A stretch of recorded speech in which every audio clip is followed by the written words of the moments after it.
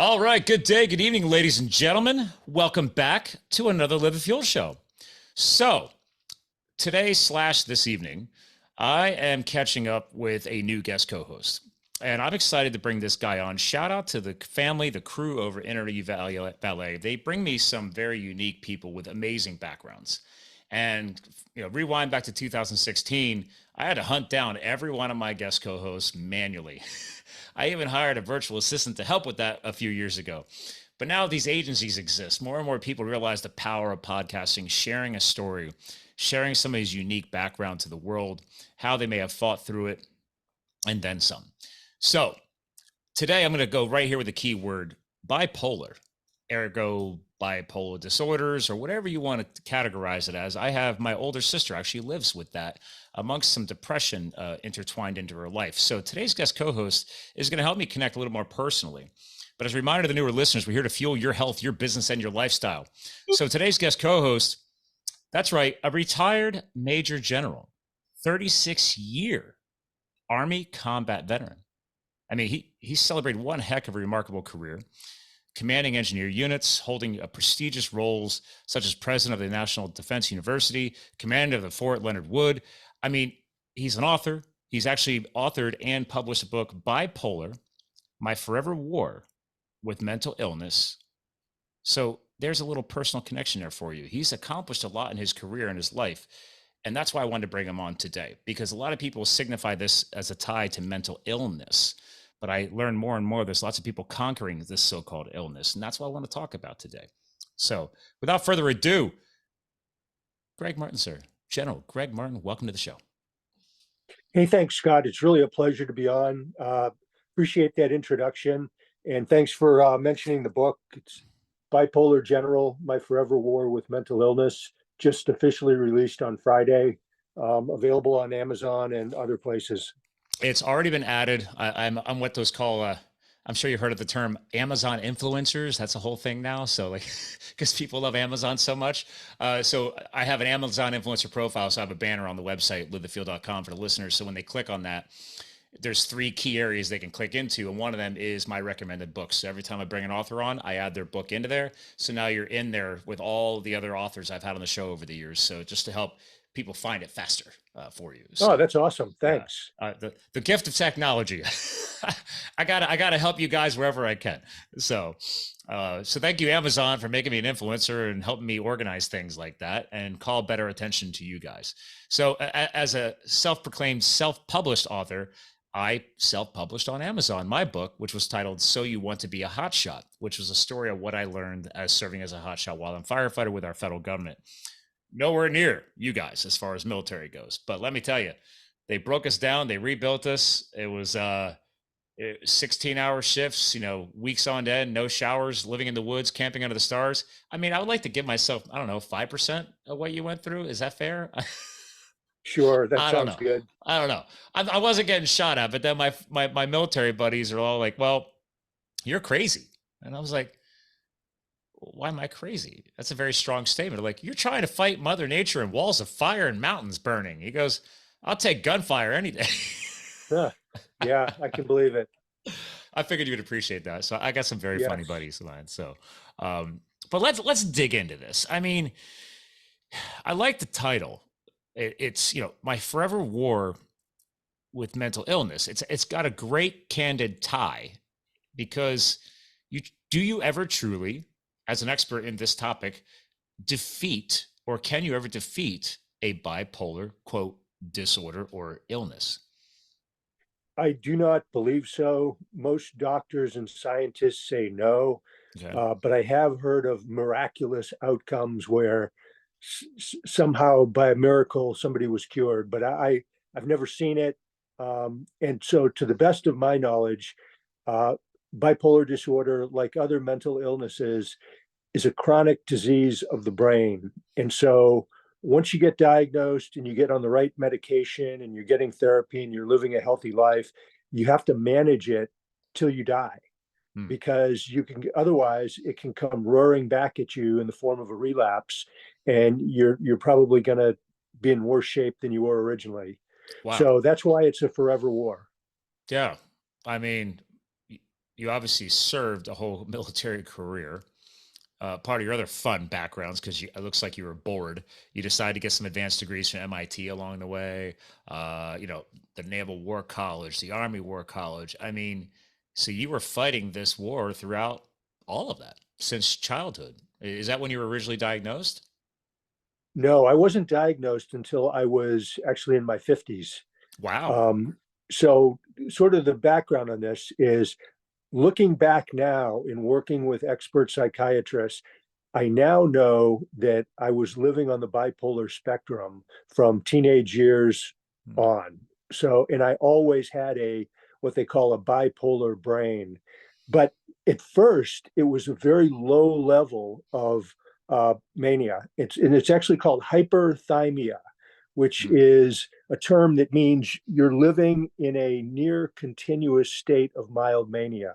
So all through high school, college, my first few decades in the Army, I had an overabundance of dopamine and endorphins being produced and distributed in my brain, which Wow. gave me tremendous energy, enthusiasm, drive, optimism, problem solving skills, creativity. And so that carried me and made me successful as, in high school, graduated near the top of my class at West Point Army Ranger School, nothing but top ratings through my whole career, 7 marathons under 3 hours in a 2-year period. Nice.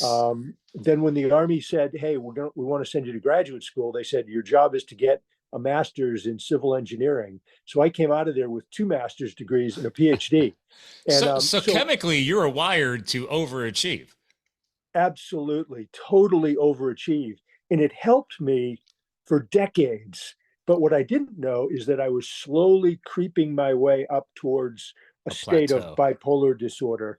And the Mhm. actual onset where my genetic predisposition was triggered was in 2003 in the Iraq War, where I was a brigade commander of thousands of troops.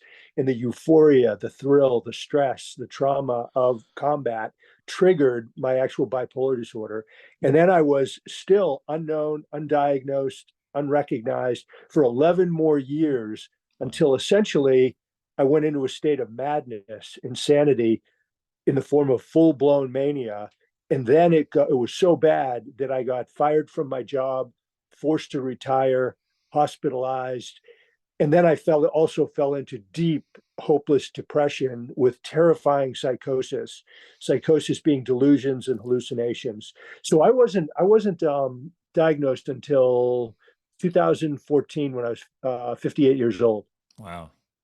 That's, it's again, I could connect to this because I have a sister who's had to live through some of this too. And I could personally share without, breaking privacy, but it's like a lot of the times it was like a cocktail guessing game because everybody's microbiology is different. So they have to test it to see how you react. Oh, and if you have an antidepressant mixed into that cocktail, is there any side effects creating other side effects? And they're all feeding off each other. And I will say I love my sister, but one thing she wasn't doing was her own personal work to help support that. I loved how earlier you were mentioning the importance of the self-care, right? Whether it be exercise, fueling your body, right, nutrition, whatever. All these elements also still come into play. You can't just depend on the chemical cocktail because to your point, you depended on your natural, like higher than thou, like chemical production of like peak performance for years. And then the first thing I think of, because I've run Ragnar like 200-mile relays with my fire crew years ago, like Ragnar relays is called. I've done Go Rucks. I've done the marathon thing, not as many as you, but I'm an endurance sport guy. I like, dude, I'm skydiving. I proposed to my wife skydiving. I'm that wacko, and but because that's how I perform. So I've never been diagnosed with what you're talking about. And I would think that I'm not at your level because I did not go to MIT. I didn't bang out double degrees. I definitely think you're producing way more chemicals in the brain than I am. But my point is you can also reach a burnout rate. And I'm guessing that plateau or that burnout rate is what you referenced there where that's when it triggers quote into the disorder phase. Would you consider that the burnout rate because you just ran so hard so long and performed so well that eventually something's got to snap? Well, I would say mania is really the opposite of burnout, Okay. because with mania, you're going continuously up, up, up until you blow up and Wow. come crashing down to earth. So the manic side of the cycle is up, up, up, more and more energy, less sleep, more grandiosity, etc. And then I would say what goes up must come down. So when you reach a peak level and your brain is overproducing these key chemicals, when it's time to go the other way, the brain stops producing as much and it gets fewer and fewer of these chemicals. And then that's when you hit the burnout and you fall into depression. In depression, your brain essentially begins to shut down. I mean, no energy, withdrawn, confused, can't make a decision, can't get out of bed, can't go to work. And that's where I think the burnout comes. And it's just the natural byproduct of the mania. Wow. I see. I'm taking notes right now because I was like, you're teaching me things. That's why you're the guest co-host today. I was like, okay, I mean, my sister, I think, never truly understood, what she's had to go through her whole life. I mean, she's only 2 years older than me, but I don't think she was ever properly diagnosed for years. I think more recently she's doing better. So maybe it's taken years of doctors or fails versus successes, or the commitment to continue diagnosing and researching and figuring out how to identify these things, that you got recognized, she's getting recognized better. I don't know, what are your thoughts on that? I mean, do you think that the care is improving? Or is still a lot of that self accountability of you having to dig in yourself and figure things out? Well, I'd say it's both. I don't really know that the psychiatric and psychologist care has really improved much. Okay. But I think our knowledge of the disease has gotten better. So, for instance, when I was first ordered, when I was fired, I was ordered to go get a psychiatric exam, and I was sky high on mania. And three times the doctors evaluated me as fit for duty, nothing wrong, you're perfectly healthy. So they were totally wrong. They completely misread my condition. And three times before that, when I was in a state of depression, same thing. They didn't pick up on it. So Hmm. I think bipolar disorder and other mental illnesses are difficult to diagnose, even for the best doctors. Um, but then there's more medicine available today that I think can help people manage their condition. So for me, for the first 2 years, I must have tried 10 or 15 different medications. None of them worked. All they did was make me groggy, fall asleep.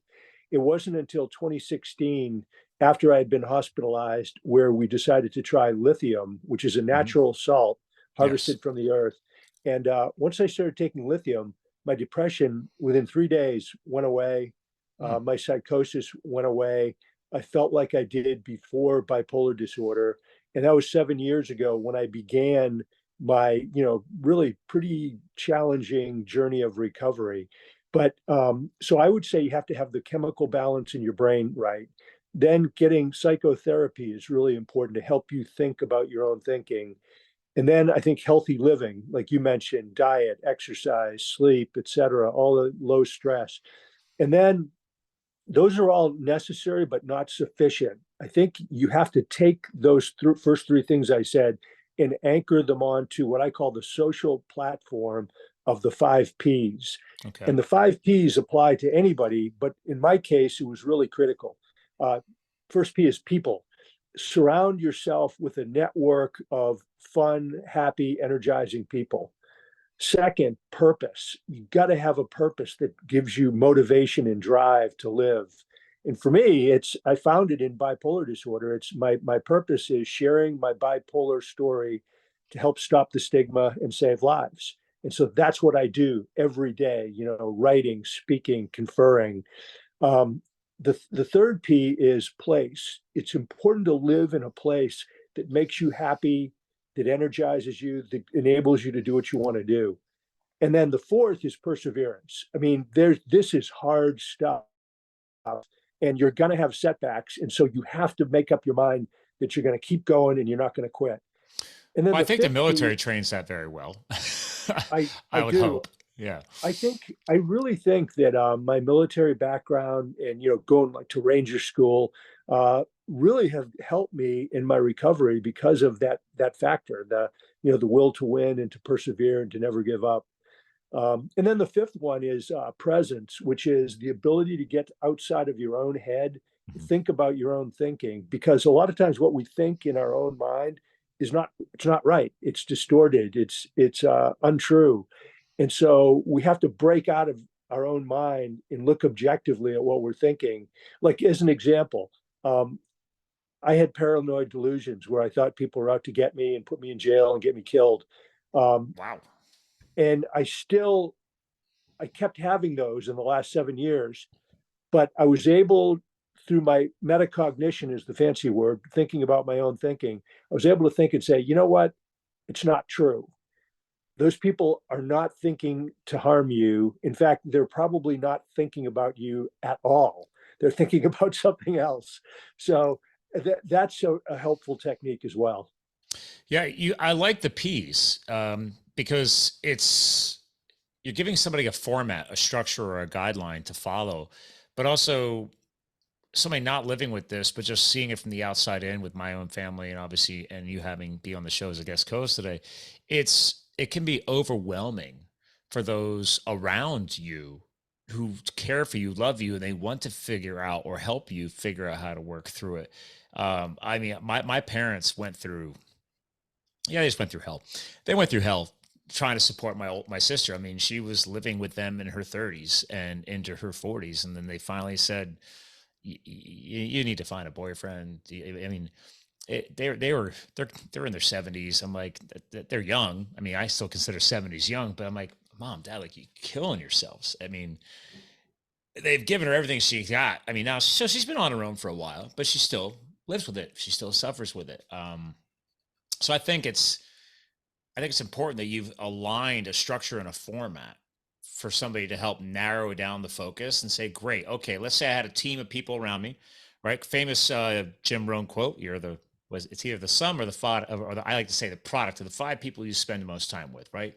That inner circle of trust. But let's say you got a support team.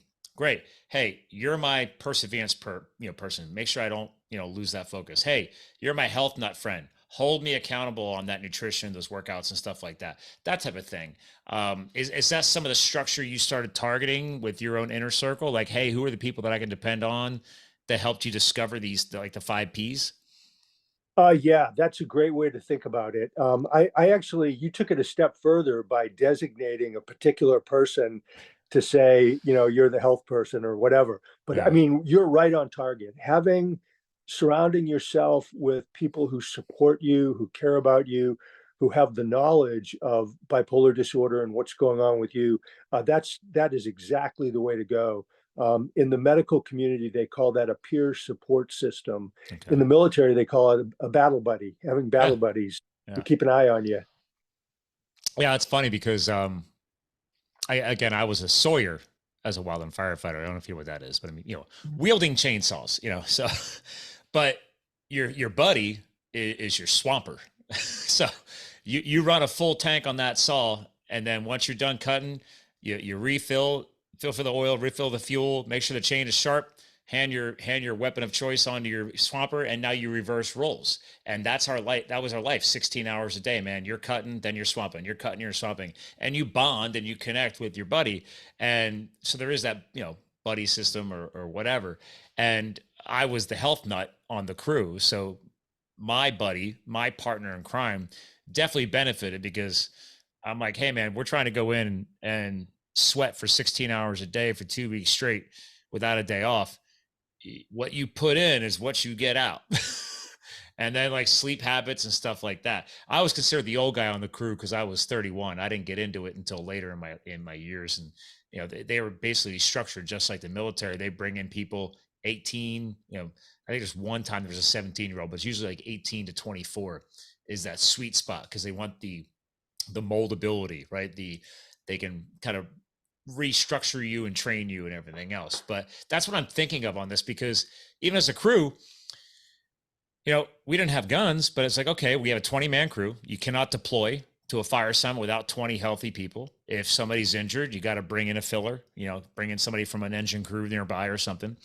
And then each person's got a responsibility. You're chained out. It's an assembly line. The Sawyers go in first with the Swampers.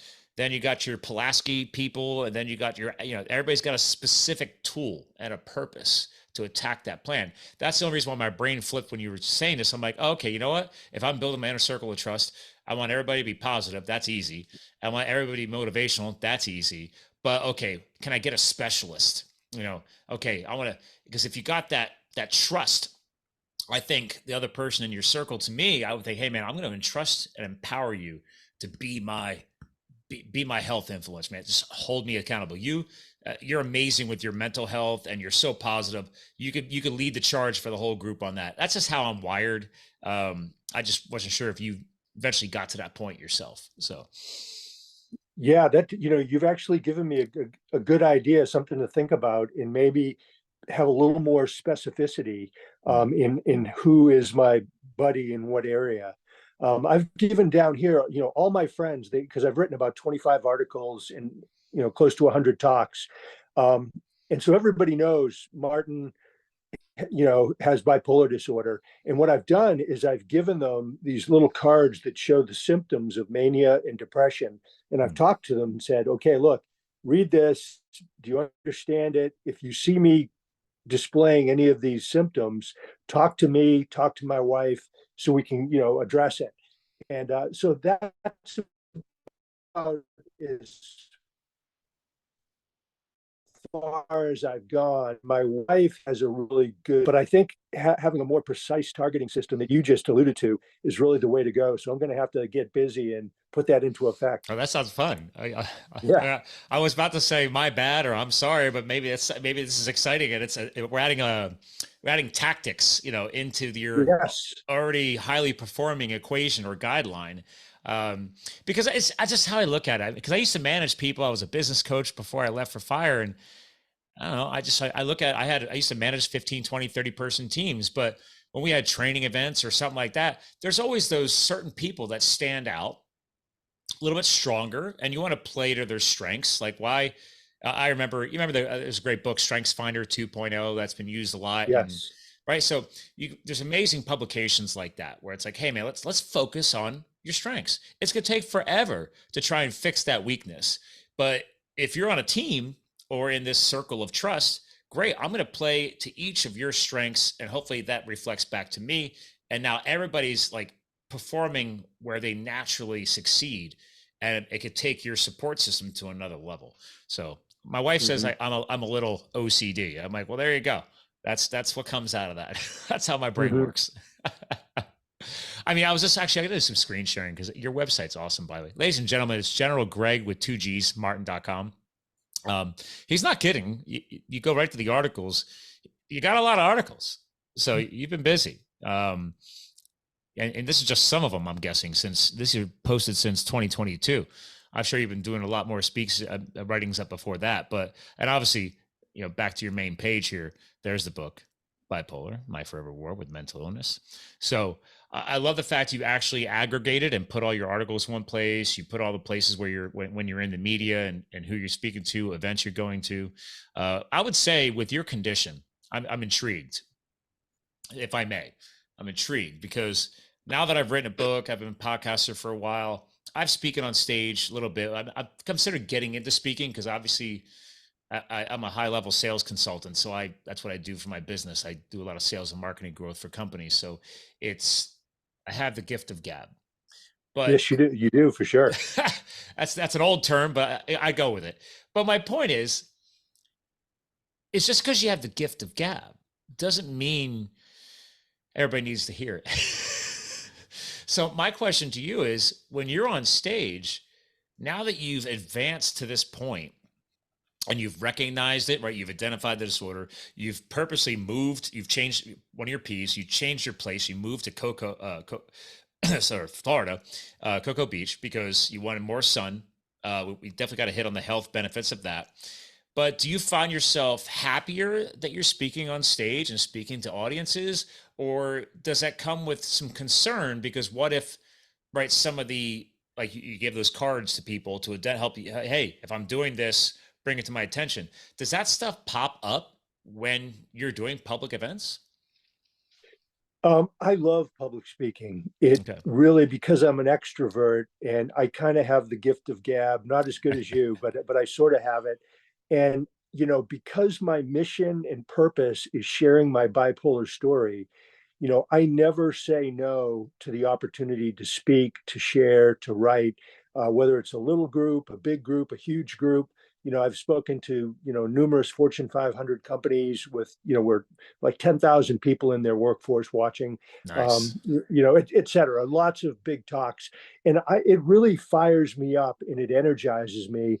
And it's because I'm accomplishing that important purpose of my life. Hmm. I'm doing what I said I was going to do, and that I think is the most important. Now, my wife is kind of funny. She puts a different spin on it. She said, "Yeah, you love talking so much because you get to talk about your favorite subject, you." I And can so, see my wife doing that to me too. So you're not alone. You're not alone. okay, Because like she's like everybody's like, wow, your husband's got a podcast show and everything else. I heard it's pretty good, and she's like, do you listen to it? And she goes, no, I hear him every day at the house. Why do I need to listen to him on a podcast show? So right? I bet you probably. I mean, does your wife actually go to your events? Probably not. No, Yeah, I figured. Okay. I mean, there's that healthy separation, right? It's like, okay, yeah, I'm gonna go do my professional thing. I'll catch up with you later. We'll go out to dinner or whatever. I can align with you on that. So, and actually, here, correct me if I'm wrong. Most famous married quote ever, because I'm not even married 5 years yet. I'm a late bloomer. Um, Happy wife, happy life. Pretty accurate. yes, Okay. yes. Uh, I agree with that. okay. Do you, so I have to continue biting my tongue, right? Because I have the gift of gab. Just Yeah. thinking out. I'm just thinking ahead. Well, so I have a question then. So did your wife help you create the P's, or was that something just came out of you trying to break through and study and figure things out and get things structured? I actually, the three P's I read about in a book, and Okay. there were the three P's of people, purpose, place. But I said this, it's not sufficient, Mm-hmm. and you need a fourth P, which is perseverance. And then one of my sons, who lives with bipolar disorder, he said, "Hey, you need a fifth one, presence." So I have all kinds of people to give the credit to. And it was interesting. The perseverance piece of it in the book, at the back of the book, there's an appendix, where my wife and other family members write about how my bipolar experience affected them.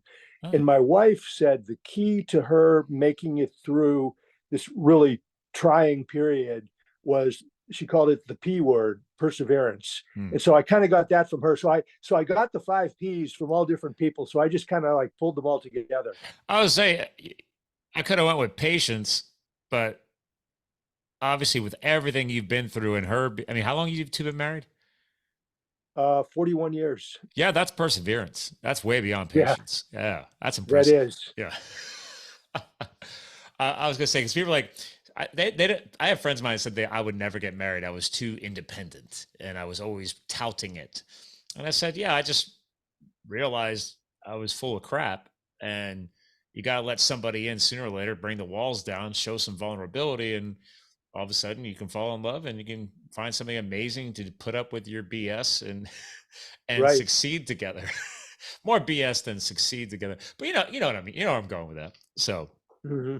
um, so with you getting on podcasts, right? Speaking on stage, the cool thing about podcasts is you don't know how many people this is going to reach. It could transcend for years because it's evergreen content. Like I remind people that all the time. Like you could have 2001 year and it changes to 50,000 downloads the following year. That's the beauty of content. So like I had I want to transcend this. I had mentioned Dr. Jack Cruz before we started recording. He's the most downloaded episode on this show's history, and he was on like 5 years ago. But his Hmm. topic is what matters, right? So you have a very, very important topic: bipolar disorder or bipolar illnesses, and he's a neurosurgeon, and he's known in a lot of the wellness circles He's the guy who really started ripping the lid off and helping people understand the importance of fueling the body right in all areas and all sources to fuel what's called the power plants within your cells, the mitochondria. So he's like, water, light, ergo living in Florida, the sun, magnetism, etc., the nutrition you're putting in, all these things influence a healthy cell. But one of the things I remember from his show was he said, one, start blocking the blue light at night. All this technology is terrible because that's sending your eyes and your brain that it's still daytime and the sun's gone. And this is why sleep disorders exist, just one of many reasons. But the more important thing is, I was like, so where do you live? And I remember because he's like, well, I used to live at high altitude because I wanted to be closer to the sun. And then I decided that it was time to just move to Louisiana. He's like, so he's got no shortage of sun down there, plenty of heat. He said the closer to the equator, it has so much tie to health. So I wanted to make sure you and I chatted about that because you clearly moved to Florida for similar reasons, right? Right.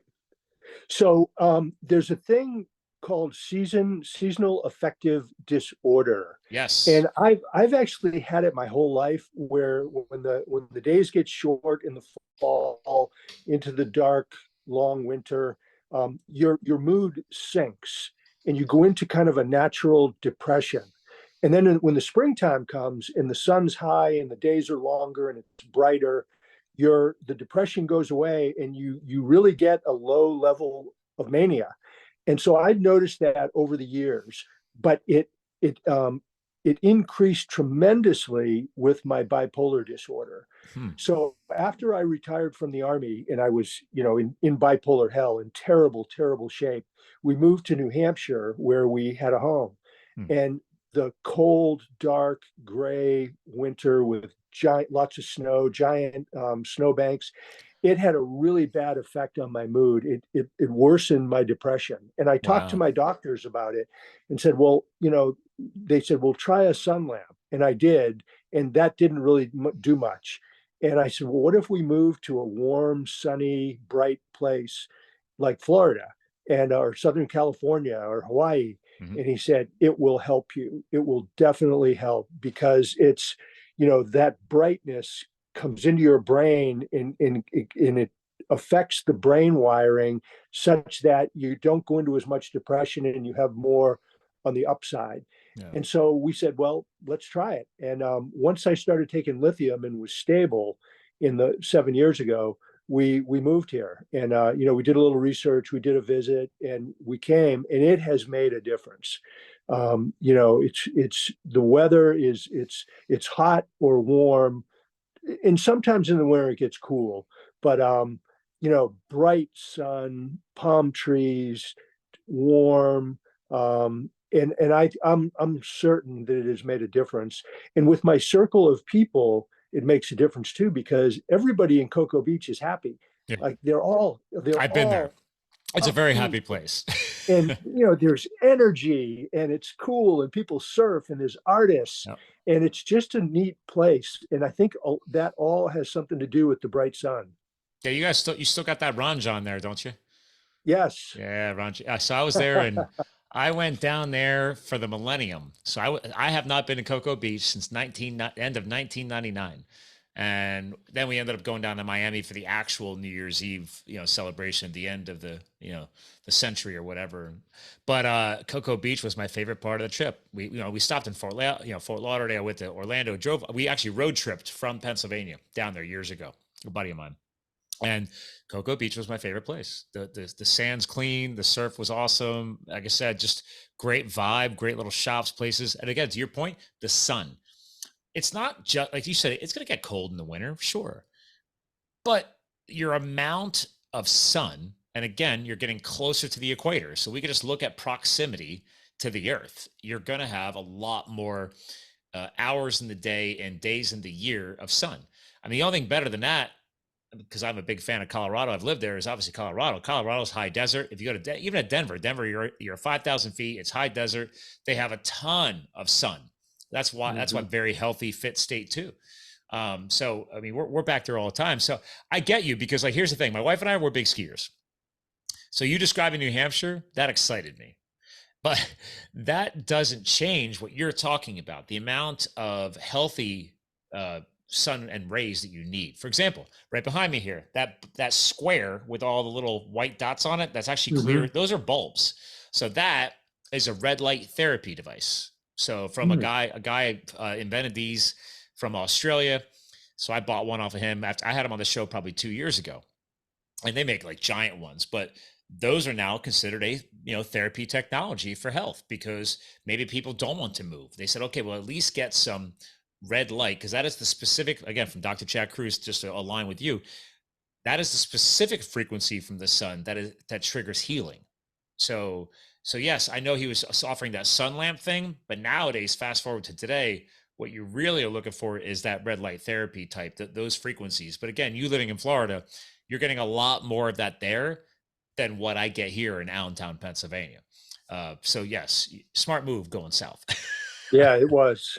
So once you move there, do you feel, or I'm very intrigued in the lithium thing, because I always feel bad if there's a condition or an illness that somebody I know, and they may be on, quote, a drug or a prescription the rest of their life. And the important part about your book is this is a lifelong war.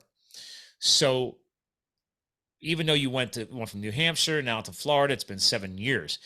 Do you still have to do the lithium? And if so, did you get to reduce the dosing? I'm very intrigued on that.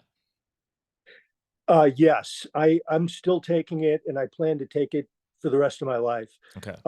The only negative thing about lithium is that there are some downside effects. Like you have to monitor, you have to take blood tests once a quarter to check your the level to make sure your kidneys are okay. I was going to say, your liver is okay. Processing all that stuff. Yeah. Right. And then the thing that has affected me the most is tremors in my hands. So my hands shake, which makes my handwriting really bad, and it's hard to hold a cup of coffee. And so for several years, I was taking 900 milligrams a day of lithium, which isn't a huge amount, but it's a good, healthy dose. And then because the tremors got so bad, my doctor, she cut it in half down to 450. And within a couple days, I could feel myself starting to rise up towards mania.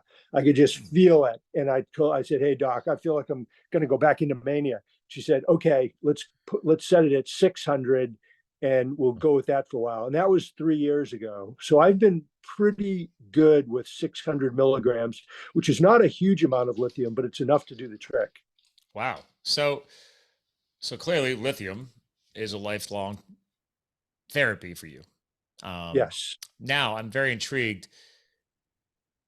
Obviously liver, kidneys, your body is able to process it and expel it accordingly. Is that triggering additional healthy therapies to boost, let's say, organ health, right? Like, hey, I'm just bombarding, that those organs are working overtime trying to expel that out of my body as I keep cycling it. So has that triggered other therapies, to help make sure your organs stay super strong, super healthy? Or is that all being... The doctor didn't put it quite that way, but I think the answer is kind of yes. She's prescribed other types of minerals and vitamins and compounds that I think are essentially doing what you just described. Okay. They're increasing my health in general, which is a good thing. Hey, before we leave lithium, just here's what it does. I think in engineering terms, it builds a roof at the top of your head and a floor at the bottom of your head. And so when your brain wants to go into mania and go up, up, up, it bumps into the roof and it can't go any higher. It keeps it from going manic. Okay. And when it wants to go into depression, it hits the floor. And so you're in this sort of... So it's a double-pronged support system. It really is. It's really a remarkable medication. And it's a natural, it's on the chemical periodical table, LI3.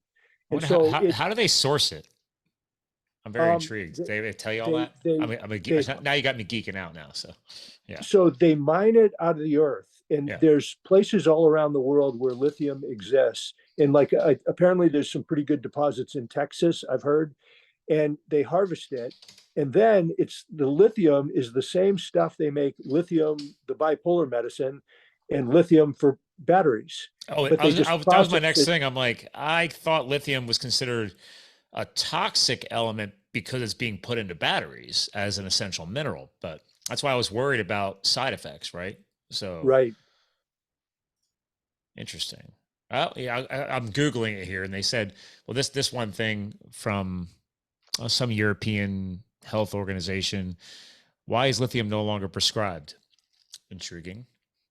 It has long been known that lithium has toxic effects on the thyroid gland and the kidneys. You've already hinted at that, right? You're going to make your kidneys are going to work overtime. So, but again, your doctor is helping you find supplements to help, boost the health of those organs because they are working overtime. So there's ways around that. So, but then there's other sites here showing me that lithium is still a treatment for over the lifespan on bipolar disorders, which is you are clearly identifying that. Very interesting. So, but yeah, a high efficacy rate, which again, you've already told us that. There's some other side benefits of lithium. There's been some research done that lithium can help prevent dementia, Mm. and it can help prevent other chronic diseases that otherwise would come at a higher, more rapid pace. So there's some side benefits as well. So those side benefits, well, I guess that would help with the aging population as we get older, because dementia is, for the most part, is still targeted to the aging population as we're getting older. So, I mean, there has been a few random younger cases of dementia, but so basically, while you're taking care of everything else, you could be also helping yourself fight off dementia ever setting in or something like that. Right. Very good. See, this is why I love podcasting. I'm learning all kinds of fun things from you today. This is wonderful. So, this is why people are like, why do you have a podcast? I'm like, this is why, because thousands of people get to learn right along with me and hear your amazing story. Because if I rewind all the way back to the beginning of the show, all the things that you've done living with a quote illness, and then the biggest takeaway I was surprised to learn today was it wasn't considered a disorder. It was an illness. And then it became a disorder later because you had to reach this quote, like breaking point or this plateau. So, is there any, I don't know, tips or tricks? I hate to say it that way, but that from your experience, what you've learned, what you've gone through, to help people hearing this wonder, well, what if that's going on inside of me, right? What if that's something that has been missed? How do I make sure I keep kicking ass and taking names like General Gregg Martin? And maybe people do want to write a book, but they're living with these conditions and they don't know how to get out of the hole. You said you created these index cards, right? So is that stuff that's deeper into the book, by the way? Is that all spelled out on there as well? Yeah. Yes. Okay. Because basically your book can become basically a guideline or a support system for somebody who thinks they might be living through a bipolar condition, but it hasn't, let's say, reached that breaking point yet that becomes a full disorder. And that's what I'm excited by from this show is like, how do we help people identify this sooner and help prevent it reaching a breaking point? Because when my sister broke, I mean, she couldn't do anything. I mean, she wouldn't even get out of, depression kicks in, like she wouldn't shower for weeks. It was bad. And we didn't know what to do. So, is there any quick high level things that you usually like to put out there to the world so people know that? Yeah. First off, what you just said, the Bipolar General, it really is, I would say, essential reading for anybody with bipolar disorder, any kind of mental illness, or family, friend, work colleague, caretaker of them, because it's just so much knowledge is packed in. Yeah. Screen share again. So here's some of the big things. You don't know whether you have the bipolar gene or not. You might have the gene and you could live your whole life without it ever being triggered and going into bipolar disorder. Because there's no marker, there's no test. You can't take a genetic or a blood test to see, do you have the bipolar gene. So you could have it, but you might not have it. So how can you, so let's say you assume you do have the gene. How do you lessen your chances for bipolar disorder? Well, what triggers it are highly stressful, highly traumatic events that trigger that gene, and you go into bipolar disorder. So I guess the thing to do then would be to try to mitigate that through lower levels of stress, lower levels of trauma. Of course, you can't control all of that. You can only control it to a certain degree. But there's other things as well. Like my mother started telling me when I was in college, you don't get enough sleep. And she was right. I needed more sleep. Said, you drink too much alcohol. And she was right. I drank too much. And then third, she said, you take your work way too seriously and it's stressing you out. And so those were three things that she was absolutely right. If I had gotten more sleep, drank less, and had not been wound up so tight over my job, I might have been a lower stress person, and maybe it wouldn't have come on when it did, or maybe it never would have come on. The funny thing here is what you just shared can apply to everybody from a healthy lifestyle balancing without bipolar. Like what you Right. just explained is essential nowadays more than ever. We're bombarded by technology, and if you're into the social media thing or you're not, but your career, your family, it's like people reach breaking points, I think, faster and easier than ever before because everything is moving so much faster. So those points you just made benefit all of us, whether we have the bipolar gene or not. And I'm sure, I'm guessing, I had a great PhD biologist on my show multiple times years ago called Dr. Anthony J. And one of his side things is he will do a genetic analysis on you to identify like the basically chemicals and also minerals and fuels that benefit your body and also could hurt your body. Like everybody's got a different genetic profile, but he pulls out all your genetic markers. Like you can get that test done. I don't know if at that level would that still pull out that marker. Did they confirm there is a marker or no? No, they said there's not. Okay. They can't find it. So, Okay. neuroscientists and the best brains in the world are trying to identify, what is the genetic marker. They're certain it exists and it's in there, but they haven't been able to figure it out and identify it yet. I Okay. mean, the study of the brain is it's like the last greatest frontier. And so there's just so many things they don't understand and don't know. It is true. I mean, we don't realize how much power is in our skull and we're barely tapping it. Right. And then when we are tapping it, like you point, we're silly enough to think, oh, okay, I'll be a hard charger and I'll change my sleep cycle from 8 to 4 to 6 hours. And we think that's beneficial. And what we don't realize is from all the different doctors I've had on this show over the year and what you just confirmed, if we don't sleep a very good, healthy, deep sleep, our body can't recover. Our cells can't repair. They can't heal. All that happens while we're sleeping. It's downtime, and then obviously what you said earlier in the show, right? We're putting the right stuff in our body. We're working out, we're exercising. But again, if we screw up that sleep cycle, that's a major, major negative impact on us. And now I've learned it's even more negatively impacting for somebody with a bipolar condition. So, um, Absolutely.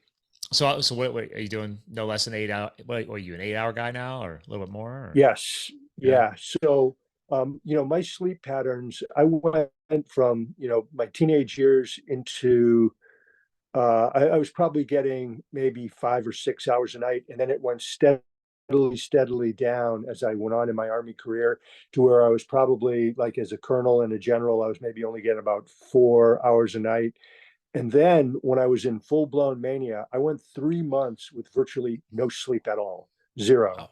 Wow. for 3 months. That's a pretty long time. And that lack of sleep fueled my mania into going vicious cycle. Wow.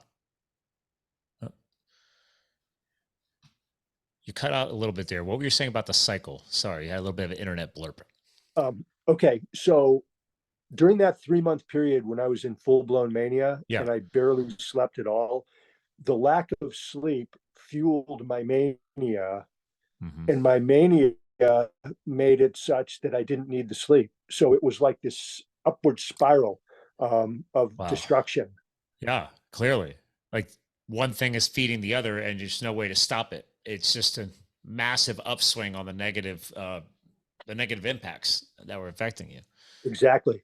But the thing about mania, though, that's really important to know is that for much of my manic state, it helped me. It made me better. It Mm. boosted and enhanced my performance, made me smarter, funnier, more energetic. And it wasn't until you get to a certain threshold and you go too high that it becomes destructive. Mm-hmm. So anyway, Yeah, as I say, we can't ignore that. I mean, your career of success, a lot of that was benefited by the condition, and it just so right, happens that you then found the breaking point. So it's also, I right, think what I'm getting out of this show today too is that bipolar is not all bad. It can be correct. used for good. So it's just knowing how to keep it at bay or keep it in check, and use that little edge on life for all those good things like you accomplished, but then have the knowledge that you're sharing through your book and through your public speakings and everything else, and on podcasts like this. It's like, okay, if you got it, use it for good, but don't let it go unchecked and out of control, because when you break, it's bad. Yes, I agree with what you said. The problem with mania, though, is you feel so good. You feel like Superman. You feel like the smartest person in the world. So as you're going more and more manic, you can't see it. Hmm. And no matter what anybody says to you, you don't believe them.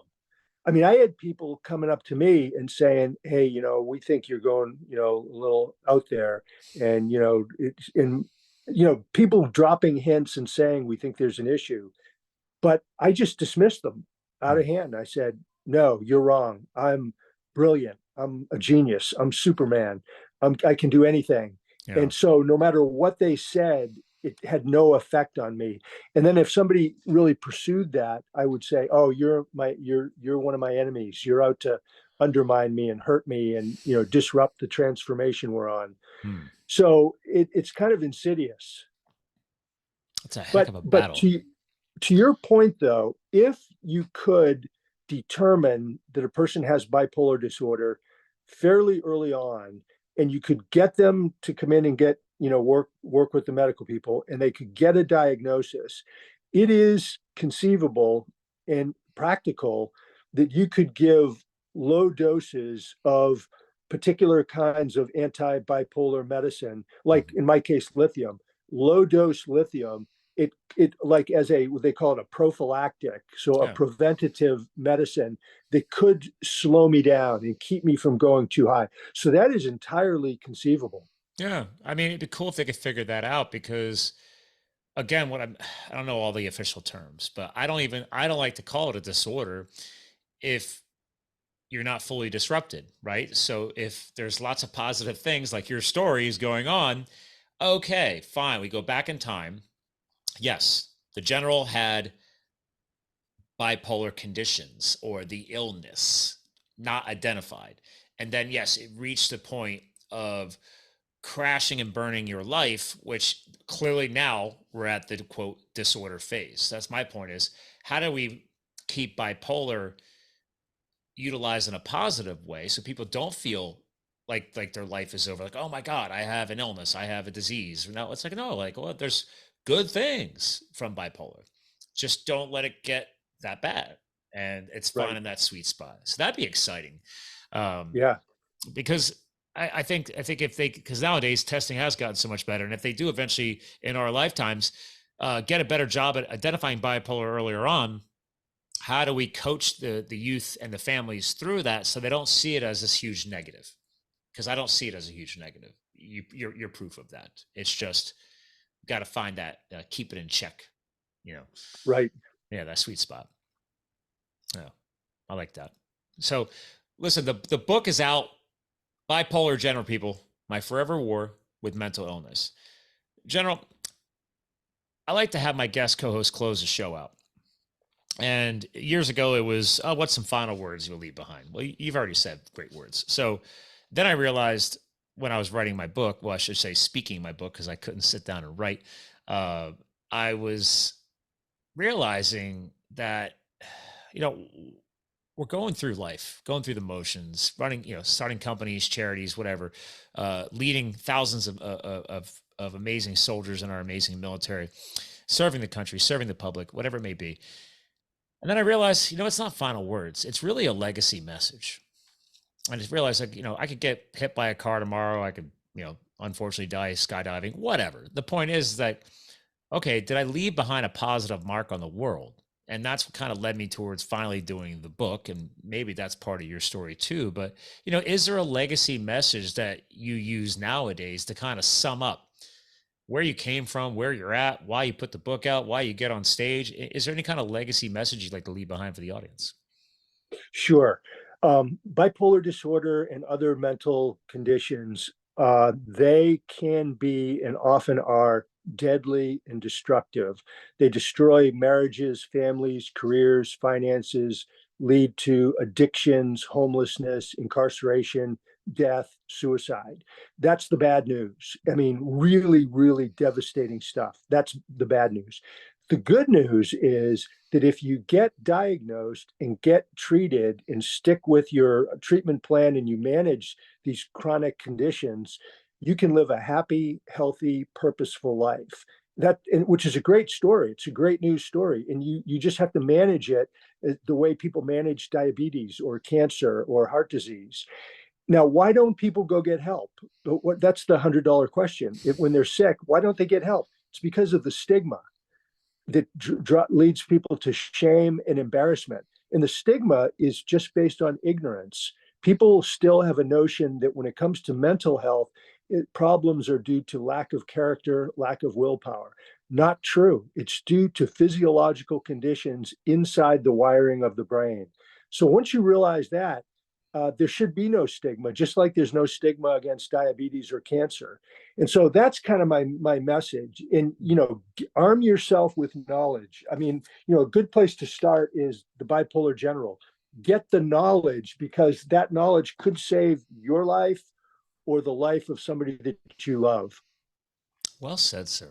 That's why I'm glad I flipped to the legacy message, because somebody like you, I knew you had a powerful message, and thank you. I mean, mental health awareness is bigger now, ladies and gentlemen, than ever been. And, I'm going to screen share here as we bring the show to a close. And hang tight, I want to give you a proper goodbye off the air, sir. But again, ladies and gentlemen, it's Bipolar General. You can find it on Amazon. You can find it, but you can also just go visit his site, generalgreggmartin.com, Greg with 2 G's. And the book's right there. It's linked to Amazon, and you can source it through the U.S. Naval Institute, Barnes & Noble, etc. So, ladies and gentlemen, another amazing show. Definitely digging into the importance of health and lifestyle balance, but this will benefit you in your business life and elsewhere and beyond. So as a reminder, we're here to fuel your health, your business, and your lifestyle. The General helped us do that today, and then some. So I'll remind you, ladies and gentlemen, you too could live the fuel, and we'll talk to you guys again soon.